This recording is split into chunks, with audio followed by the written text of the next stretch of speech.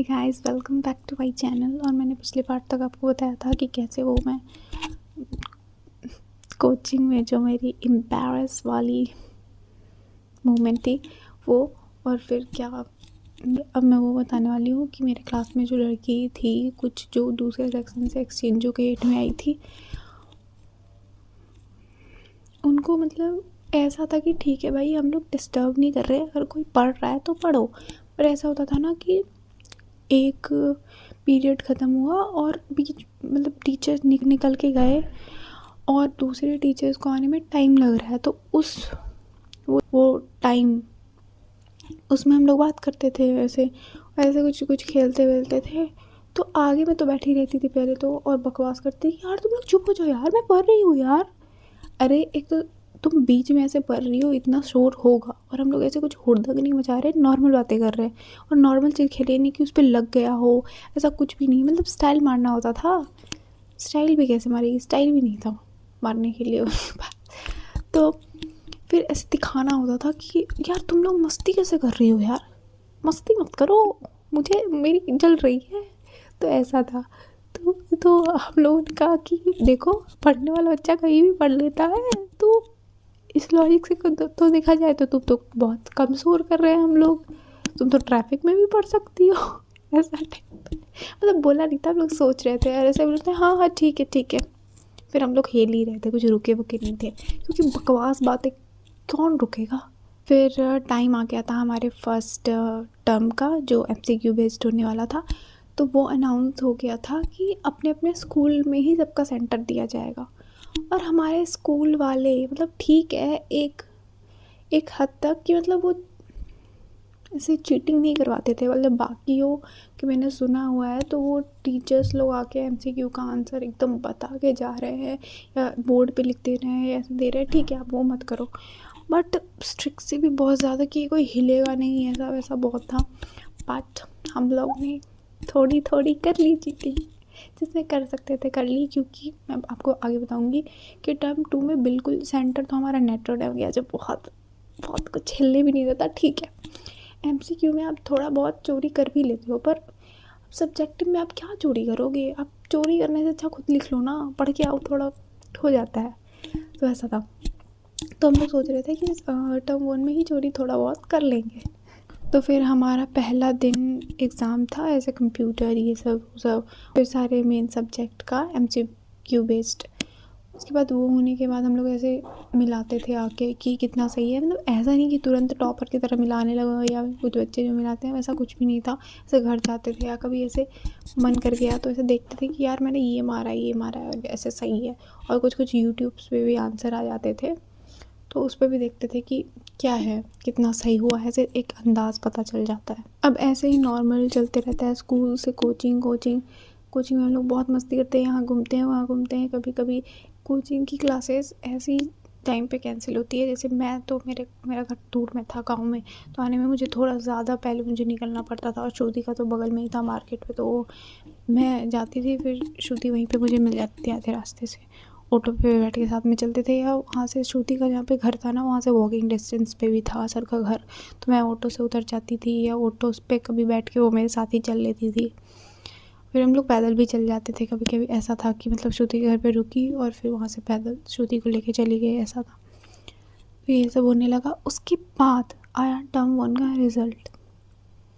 ऐसे नहीं आएगा कि जैसे 10th का सर्टिफिकेट टाइप का जो बना के देता है वैसा टाइप नहीं, वो वेबसाइट पे आ गया था और स्कूल वालों को भी मिल गया था। बट हम लोग को सर्टिफिकेट टर्म 2 मतलब जब होता तभी साथ में कैलकुलेट करके दिया जाता, पता होगा जो हम लोग के साथ ही दिए होंगे या और सबको भी।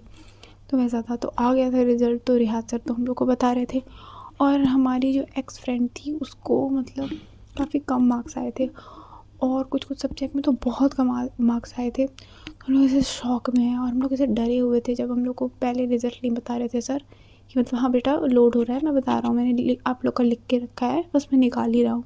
अगर हम लोग को तो दिमाग, और उस दिन कोई नहीं आया था। हाँ वो श्रुति थे, और मेरी जो एक रिलेटिव जो बगल में रहती थी वो कोई दूसरा ट्यूशन गई थी, इसीलिए वो नहीं आई थी।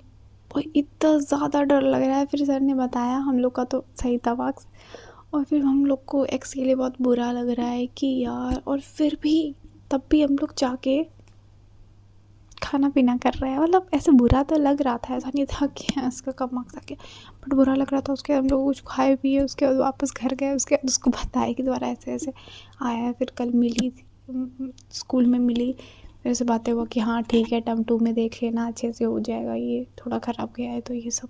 फिर एक टाइम आया कि मेरे घर पे किसी की शादी थी और मुझे मतलब थोड़े दिन के लिए लीव चाहिए होता, मतलब चाहिए था। और तो मैं बिना ऐसे लीव मांगे बिना चली गई, क्योंकि मेरे पास बिल्कुल टाइम नहीं था और मुझे जाना था, तो मैं चली गई। मेरे घर पे शादी था पर वो हो कहीं और रहा था, तो फिर मैं चली गई। और फिर मैं आई तो मेरे क्लास टीचर से बोल रहे, मेरे टीवी में वो देख चुके थे कि मैं शादी अटेंड करने गई हूँ। फिर भी पूछे थे कहाँ गई थी ये सब। मैं सर वो तो मेरी तबीयत ख़राब था और मैं अब वो मेडिकल भी लेके आई हूँ। सर बोले सब जानता हूँ मैं, तुम गई थी शादी में। फिर मेरा पोपट हो चुका था, बट सर ने ऐसा कुछ किया नहीं, वो मेंटेन हो गया अटेंडेंस में। और ये जो मैंने फ़र्जी सर्टिफिकेट बनाया था मेडिकल का, ये भी मुझे किसने एडवाइस किया था, श्रुति, उसके घर के बगल में ही बनता था, तो मैं वहीं से बना के लाई थी। मतलब दोनों कांड में शामिल थे। उसके बाद एक टाइम आया था, हाँ, तो उसमें से हम लोग की जो क्लासमेट थी, उसमें से एक का पता नहीं क्या, तो उसका बॉयफ्रेंड था उसी क्लास में। तो वो दोनों का ऐसे कुछ तो पता चल गया था सबको, मतलब सब स्कूल के बाहर को, पेरेंट्स को, सबको, जिसकी वजह से बहुत ज़्यादा ऐसे स्ट्रिक्टनेस हो गई थी कि यार इसका बहुत ज़्यादा हो रहा है, इसको स्कूल से निकालो, ऐसा टाइप। तो बहुत आगे तक बात गई थी। तो स्कूल में बहुत स्ट्रिक्ट रहता था कि वैलेंटाइन डे है तो आज चेक होगा कि कौन गिफ्ट लाया है कौन नहीं, ऐसा टाइप। और लंच, उस दिन वैलेंटाइन डे था और लंच के बाद चेक होने वाला था हम लोग का सारे का बैग। मैं उस लड़की का, मुझे नहीं पता था कि इतना ज़्यादा मैटर हो गया है, और टीचर्स ने मतलब थोड़ा थोड़ा हिंट दिया था, ऐसा नहीं बताया था कि तुम लोग का मुझे सब पता है, बहुत स्ट्रिक्टनेस। लोग सोचते थे इतना क्या कर रहे हैं भाई ये लोग, कि वैलेंटाइन डे के दिन ऐसे चेक तो नहीं होता था। और हम लोग क्लास, मतलब सारे ही क्लास बदनाम थे, क्योंकि सारे मिक्स हो गए थे ना बच्चे, तो सारे बदमाश बच्चे सारे ही सेक्शंस में थे। तो जैसे हम लोग को पता चला ना लंच के बाद कि चेक होने वाला है, मतलब आप कुछ कर भी नहीं सकते, क्लास में टीचर्स हैं। और मेरे बैग में उसी लड़की का, जिसके बारे में टीचर्स लोग को पता चल गया था और बहुत ज़्यादा ड्रामा हो रहा था, उसी का गिफ्ट था, क्योंकि वो पकड़ा जाती, इसीलिए उसने मुझे दे दिया और मैंने रख भी लिया। अब मेरा दिमाग ना काम करे, मैंने निकाला गिफ्ट, और जो ऐसे टैग होते हैं ना, इसमें लिखा हुआ रहता है नेम प्लेट टाइप का कि ये फ्रॉम इसके लिए है, वो फाड़ा और वो मैंने ऐसे मोड़ के अपने इसमें घुसाया, और वो डब्बा और पैकेज के साथ ही पीछे वाले में रख दिया कि भाई नाम तो नहीं पकड़ाएगा, कम से कम गिफ्ट जाए तो जाए, मैं तो बच जाऊँ, वो तो बच जाए। ये करके मैं जल्दी से निकली, और तब तक में सर आ गए और बोले कि चलो चलो सब बच्चे बाहर। और फिर एक्स के पास घड़ी थी, उसके भी बॉयफ्रेंड ने उसको दिया था, और वो पकड़ी गई यार। ये नहीं कि घड़ी खोल के ऐसे, मतलब डब्बा खोल के हाथ में घड़ी पहन के डब्बा फेंक दें, पर्ची वर्ची निकाल ले बिल का, कि पता ना चले किसने खरीदा है, इतना में मम्मी पकड़ी गई।